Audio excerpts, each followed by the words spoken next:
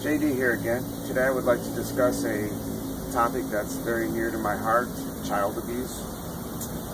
We all go through it at some point or another, whether it's physical or mental or emotional, it's still abuse. And that abuse can carry through and change your whole life. To you parents out there, especially you fathers, I realize that you had a rough way growing up and you didn't learn obviously anything from it, but you're carrying on the sins of your father and giving it to your children, and they don't deserve that. They were brought into this world for you to love, to nurture, and to take care of. Doesn't mean you can't discipline them when they're wrong, but what it does mean is that you shouldn't throw them to the ground and start pounding on them and elbowing them and throwing knees in them and taking 2x4s to them and splitting their skulls open and splitting their eyes open and cracking their shoulders. There's no reason for that. That's child abuse. It's a little child. If you're that angry at something, there's enough people in this world. Get up, take your balls, go outside, find somebody. And I don't mean find somebody that's weak. Find somebody that's a big, strong guy that likes to fight. Somebody that knows what they're doing. Let them fight back. Let them kick your ass or you kick theirs. Let your aggression out on him. Don't let it out on the innocent child. He didn't do nothing wrong. He didn't even want to come into this world. You brought him into it. So it makes it your responsibility to take care of him. It's your responsibility to make sure he doesn't get beat or abused by anybody else. It's your responsibility to teach him how to protect himself, how to grow up and to be a man. It's your responsibility to open your heart and unconditionally love something probably for the first time in your life. I was an abused child, and I never wanted to bring a child into the world that would hurt as bad as I got hurt and abused. So at a young age, I made a conscious decision in my life not to have a child. Why? Because as I've said in other videos, I have a really bad temper. And I didn't want to take a chance on getting angry like my dad did at me and beat my kid unmercifully and break things on him and use boards and 2x4s and torture and punishments that you couldn't even begin to believe, set my fingers on fire. There's a million things. So my conscious choice in my heart was not have a child. I could never abuse it that way. Turned out I was wrong. I could have been a really good father. I've got quite a few stepchildren in my life. I love them all and they all love me. Yep, we've had our ups and downs and our differences, but my heart was big enough to accept them and to watch them grow up and turn into wonderful human beings. And because of that, I know as a father I would have been good. I didn't want to carry on the sin of my father. My father's answer to everything was to abuse it and beat it into submission, put fear into it. Fear, false evidence appearing real. When you're a child, you have this big monster lurking over you, hitting you with blows that you can't even understand for no reason at all, and your lights just go out and you turn black. That's child abuse. There's no reason to treat a child like that under any circumstance. I don't care how miserable your life is, your job is. You brought this person into the world. You are not to beat them and abuse them and hurt them.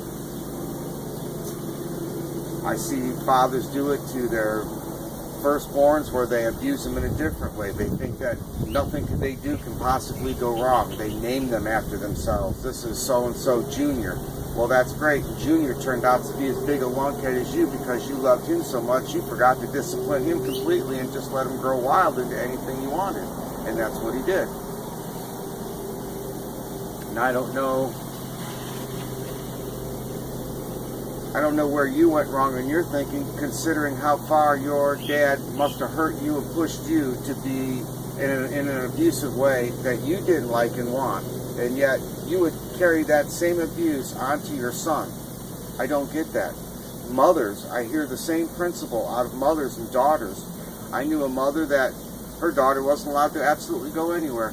If she went anywhere at all, as soon as she came home, she got thrown on the bed, pulled her clothes off, and she got inspected to make sure she didn't have sex with anybody and didn't have needle marks in her arms or anything. And that's a form of child abuse and mental torture all by itself. She was forced to go home or go to school and then get off of school and go to work. And at 16 years old, and she was a young girl, she was put in a strip club and she was a go-go dance for sailors. Now you can imagine the kind of trauma in life that put her through at 16. Did she deserve it? No. Did it mess her life up? In some ways, yes, it did. But she took the experience that she got from it and it made her bigger and stronger. And she learned from it and she found a way to forgive her mother and have a relationship with her until her mom passed away. My mom sat around and watched the monster in my house just abuse and hurt and do everything he possibly could and did nothing about it because she was afraid of him. Now, I'm not a mother per se, and I get that, but I've heard stories that when you're carrying that embryo and that baby inside you for them 9 months, you grow a connection and an attachment to it that you'll protect and fight for the rest of your life. And that's mostly how mothers are in any part of nature. It doesn't matter. And yet, you would let a husband go around and abuse your child, whether it be physical or rape her or mentally abuse her or just beat her or just torture her and do nothing about it. And why? For fear of losing this man. What good is he? He's no good. It's like if he beat you. Why would you want to keep coming back for more? They hit you once, bam, that hurts. They hit you twice, bam, I'm sorry again. You go back again, this time they throw an elbow in you. Oh, I'm sorry again. You're never going to do it again. Every time you go back, he keeps doing it. And that's why he does, because he knows you're going to listen to him, you're going to believe him, and you're going to come back. And the next time he's pissed off, he's going to hit you again, and the same cycle's going to keep going. Is it worth it? Hell no, it's not worth it. Nobody has a right to hit you and abuse you. When I turned 18 years old and walked out my door, I told my dad 2 things. I hate your guts and I don't ever want to see you again.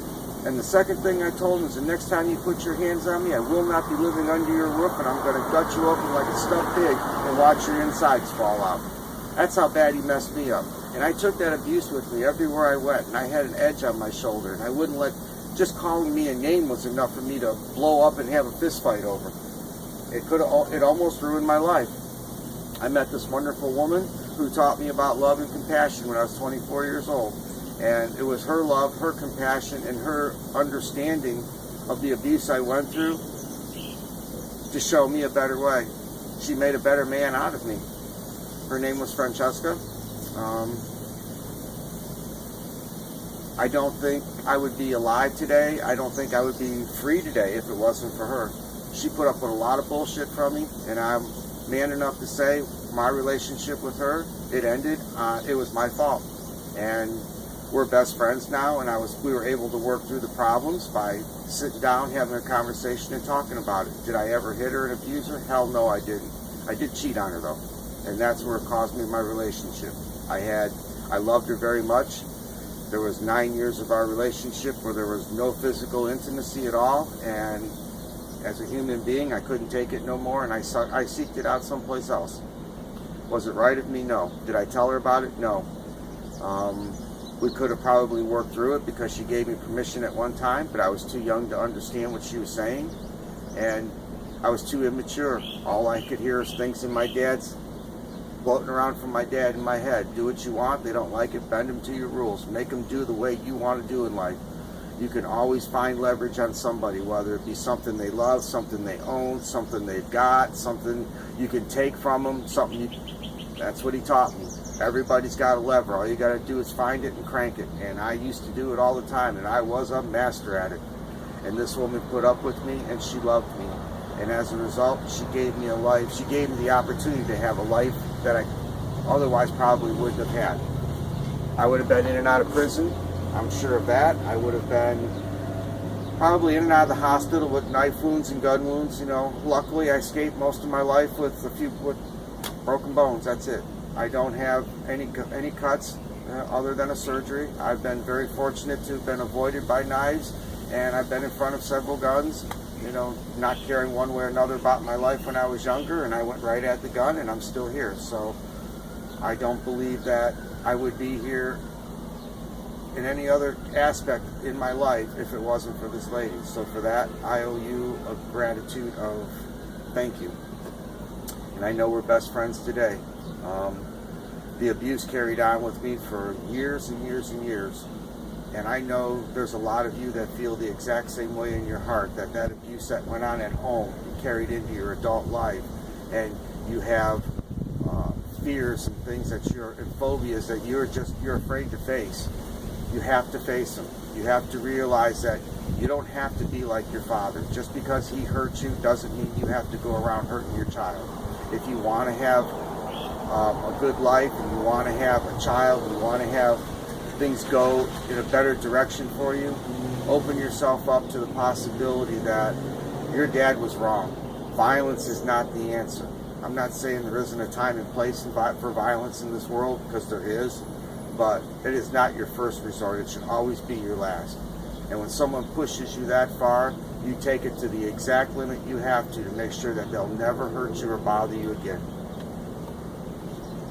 I am definitely one of those for caused a problem. Not only am I going to beat you up, but now I've got to fill you full of interest. And the interest is broken bones, twisting a body limb until there's nothing left of the bone, the tissue, the muscle, putting a scar on them that every time they look in the mirror, they're going to see for the rest of their lives to remember the stupid thing that they did to another human being to cause that to happen. And I took that with me. I learned that from my dad. He didn't just beat me. He wanted me to cry. I wasn't going to cry. I was young and strong and stubborn, and I figured I'd take the beatings, and I did. He beat me to death several times trying to make me cry. And my mom would yell at him, "You need to stop, you need to stop." And why? He's not going to cry. I brought him into this world. I'll kill him and get him out of this world. He's going to make a noise for me. And I wouldn't. I took the beatings and I just licked my wounds silently, never went to a doctor, and it made me stronger, but it also built a monster inside me.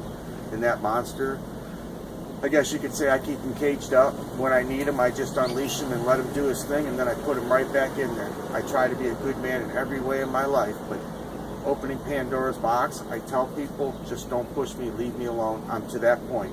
And when it happens, and you deserve exactly what you're going to get. I don't feel bad for what happened to you, and I won't feel sorry for my actions, and I will not go to jail for it because I have a right to defend myself, and I will only hurt somebody if they ever hurt me.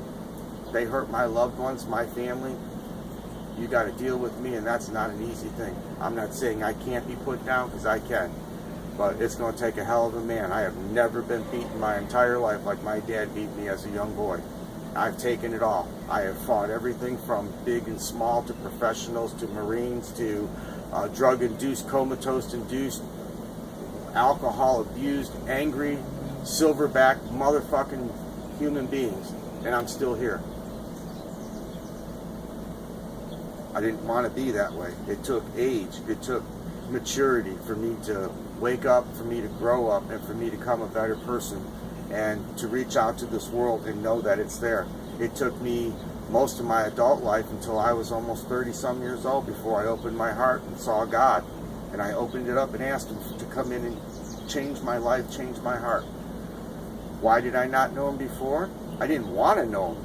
I wasn't sure whether He existed or He didn't. I grew up in an atheist home where there was no God. Everybody, He was just bend you over and screw you every chance you get. So I didn't know. But I grew up in a world that was so violent and so hurtful. If there was a real God out there at the time, I didn't want to know Him, because why would He let this happen to a person like me? And all it did is make me a better person, but at that time I didn't know it. It made me realize everything I didn't want to stand up for and be in life. I want all of you to just look inside yourselves and find that peace that's in there. You can forgive Him. You don't have to forget what He did. You can change who you are. If you've hurt or abused your child, you can fix it. You can mend the fence. It's never too late, but you got to be willing to, and you've got to be willing to put that time in. I'll never forgive my dad. That's just me. That hate's going with me all the way until I die. And if I don't go to heaven, then I am going to torment the shit out of him in hell. And if I do go to heaven, then that's good, because I don't deserve him. I don't deserve to be where a man like that is at. Most human beings don't. He's one of them evil ones on the planet that won't make a difference when he does die. No one's ever going to remember him for anything he's ever done except bad. I want everybody out there to just be happy. Find the peace that you need. Go get counseling. Learn about yourself. Don't let this abuse ruin your life. I do everything in my power every day not to let the anger control me. I take deep breaths. I meditate, I exercise, I keep myself in shape, I keep a positive mental attitude, and sharing these videos, if anything that I've done can help another person, I want that. I know they're not all exciting and full of bling and blang, and I'm sorry about that, but I'm doing this on a budget, and I'm hoping everybody that watches these will grow and learn from them and want to have a better life themselves. That's about all I have to say on this subject, and I thank you all for listening. You have a great day, and God bless. Good afternoon. Bye-bye.